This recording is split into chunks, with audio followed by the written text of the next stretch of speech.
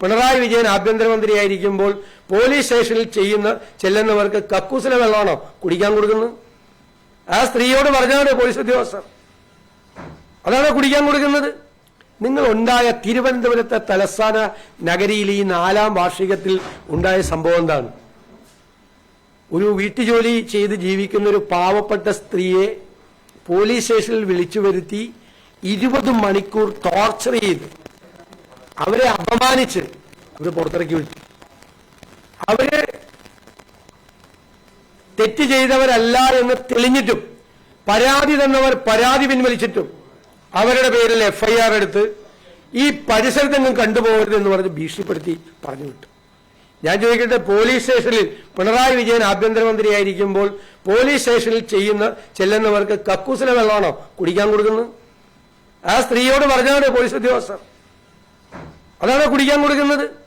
എന്നിട്ട് അവരെ അപമാനിച്ച് അവരെ രാത്രി മുഴുവൻ ഒരു പോലീസ് സ്റ്റേഷനിൽ ഒരു സ്ത്രീയെ നിർത്തുന്നതാണോ ഈ ഗവൺമെന്റിന്റെ നടപടി? എന്നിട്ട് മുഖ്യമന്ത്രിയുടെ ഓഫീസിൽ ചെന്നപ്പോൾ അവരെ വീണ്ടും അപമാനിച്ച് അവരെ പറഞ്ഞയച്ചു. പരാതി കൊടുത്ത് എടുക്കും, വേണമെങ്കിൽ കോടതി പൊക്കോളാൻ. ഇതാണോ മുഖ്യമന്ത്രിയുടെ ഓഫീസിൽ ചെന്ന് ഒരു ദളിത് യുവതിക്കുണ്ടായ ഏറ്റവും നാണം കെട്ട അപമാനകരമായ ഒരു അനുഭവത്തിൽ മുഖ്യമന്ത്രിയുടെ ഓഫീസിൽ നിന്നുള്ള നീതി ഇതാണ്? ഇത് ഒരു പ്രതീകം മാത്രമാണ്. കഴിഞ്ഞ നിരവധി വർഷക്കാലമായി ഈ സംസ്ഥാനത്ത് നടക്കുന്ന പോലീസ് ഭരണത്തിന്റെ നേർസാക്ഷ്യമാണ് ഈ 4ാം വാർഷികത്തിൽ തിരുവനന്തപുരത്തുണ്ടായ ഈ ബിന്ദുവിലുണ്ടായ ഈ സംഭവം. അതിനെങ്ങനെയാണ് ഒരു മുഖ്യമന്ത്രിയുടെ ഓഫീസ് കൈകാര്യം ചെയ്തത്? എത്ര വേദനയോടുകൂടിയാണ് കേരളത്തിലെ മലയാളികളെല്ലാം ആ വാർത്തയെക്കുറിച്ച് അറിഞ്ഞതും ആ വാർത്തയെക്കുറിച്ച് വായിച്ചതും. എന്ത് പ്രതികരണമാണ് മുഖ്യമന്ത്രിയുടെ ഓഫീസിൽ നിന്നുണ്ടായത്? ഇതാണ് പൊതുവായി പാർട്ടിക്കാർക്ക് വേണ്ടിയിട്ടാണെങ്കിൽ എല്ലാ ഇടപെടും. ഇവിടെ ഈ കേരളത്തെ മാറ്റിയത് ഈ സർക്കാരാണ്. ഈ സർക്കാരിലാണ് ഈ ഉള്ളത്.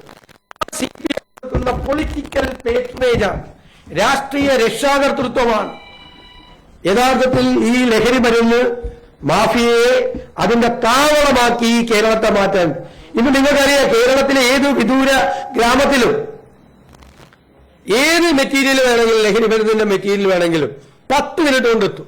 ഏത് വിദൂര ഗ്രാമത്തിൽ അത്രയും വലിയ നെറ്റ്വർക്കാണ് ലഹരി മരുന്ന് മാഫിയയ്ക്ക് കേരളത്തിലുള്ളത്. അതിന് പല സ്ഥലത്തും പൊളിറ്റിക്കൽ പേട്രണേജ് കൊടുക്കുന്നത് CPM ആണ്, ഭരണകക്ഷിയാണ്, ഗവൺമെന്റാണ്. അതാണ് കേരളത്തിലെ നമുക്കറിയാം, കേരളത്തിലെ ധനസ്ഥിതി എന്താണ്? ഈ സംസ്ഥാനത്തിന്റെ ചരിത്രത്തിലെ ഏറ്റവും പരിതാപകരമായ അവസ്ഥയിലാണ് ധനസ്ഥിതി. 2016 ഉമ്മൻചാണ്ടി സർക്കാർ ഇറങ്ങിപ്പോകുമ്പോൾ 1.56 ലക്ഷം കോടിയായിരുന്നു പൊതുക്കടം. അത് കാരണം GDP-യുമായിട്ട് കണക്റ്റഡാണ് ആ കടം. അത് കുഴപ്പമില്ല, നമുക്ക് പരിഹരിക്കാൻ പറ്റും. 10 കൊല്ലം പൂർത്തിയാകുമ്പോൾ 2026 ആകുമ്പോൾ 1.56 ലക്ഷം കോടിയിൽ നിന്ന് 6 ലക്ഷം കോടിയിലേക്ക് ഈ സംസ്ഥാനത്തിന്റെ പൊതുക്കടം വർദ്ധിക്കുകയാണ്. കിഫ്ബി അടക്കമുള്ള പ്രസ്ഥാനങ്ങളുടെ ബാധ്യത വേറെ.